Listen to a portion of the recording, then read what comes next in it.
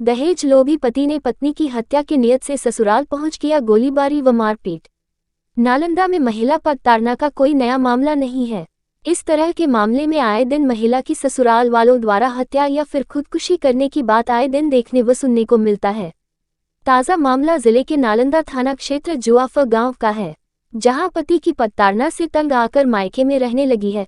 उसके बावजूद पति अंजित कुमार अपने अन्य सहयोगियों के साथ पत्नी के घर पर चढ़कर मारपीट भी किया है, जिससे आरोपी की पत्नी एवं घर के अन्य सदस्य घटना के बाद से डरे सहमे हैं और खुद के साथ परिवार की सुरक्षा की गुहार लगा रही है, जिसको लेकर थाने में आवेदन भी दे चुकी है।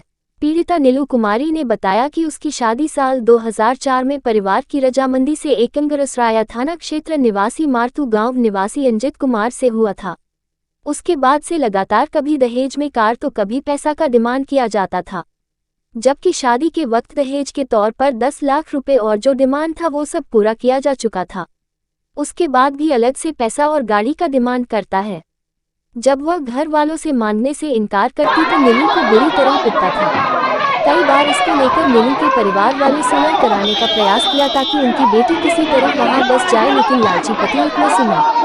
यही नहीं, बेटी हुई तो बेटा का ताना मारता, जब बेटा हुआ तो घर से पत्नी को भगा दिया। अब आरोपी पति पत्नी पर कोर्ट में जारी मुकदमा को उठाने की धमकी दे रहा है, नहीं तो जान मार देंगे। जबकि आरोपी पति एक शादी पूर्व में ही किया हुआ था और पहली पत्नी को भी इसी तरह प्रताड़ित कर उसकी हत्या कर चुका है। पीड़िता नीलू कुमारी ने आगे बताया कि उसे इंसाफ चाहिए कि वो और उनका परिवार सुरक्षित रहे, साथ ही बेटी को पढ़ाई में दिक्कत न हो। घर पर चढ़कर धमकी देते हुए मारपीट व 2 फायरिंग भी किया, जिससे कई बाल बची है। जबकि भाई, भाभी और पिता इस घटना में जख्मी हो गए, जिनका इलाज चल रहा है। हाँ, आपके पति का क्या नाम है और कहाँ आपका ससुराल हुआ? मेरा पति का नाम अंजित कुमार है। मेरा ससुराल पार्थू मठ है। और जब 2004 में हमको शादी हुआ, उस दिन से ही हम प्रताड़ित हो रहे हैं। इतना अत्याचार मेरे साथ हुआ है, हम जिस तरह से हम सहे हैं कि जब वो जूता पहन के आता था तो बोलता था कि मेरा ये ब्रांडेड है, और उसमें हम उसका मैंने क्या बोले, हमको बोलने में भी ख़राब लगता है। उस तरह से मार के वो हमको अपना पेशाब पिलाता था जूता में करके।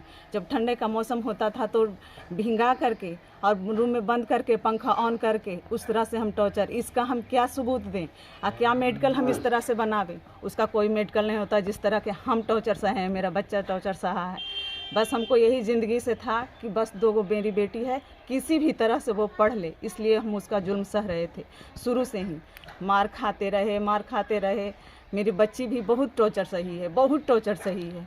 हम अपना खाली बेटी को खाली यही चाहते थे कि वो किसी तरह से पढ़ लिख जाए।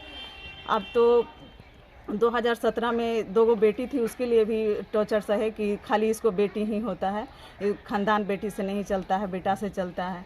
फिर मेरा एक बेटा मैंने जब पेट में रहा तो 2017 में हमको घर से निकाल दिए। हमको शुरू जब लेके गए, वो रांची कह के ले गए थे, लेकिन वो गिरिडीह था। हमको बहुत दिन के बाद पता चला कि ये वहाँ रहते भी थे तो ऑफिस भी जाते थे तो बंद करके कमरे में जाते थे और बुरी तरीक़ा से मारते थे। वो नहीं देखते थे कि हम किस तरह से मार रहे हैं, क्या चाहे चाकू हो या और कुछ हो, हर तरीक़ा से वो हमको टॉर्चर करते थे।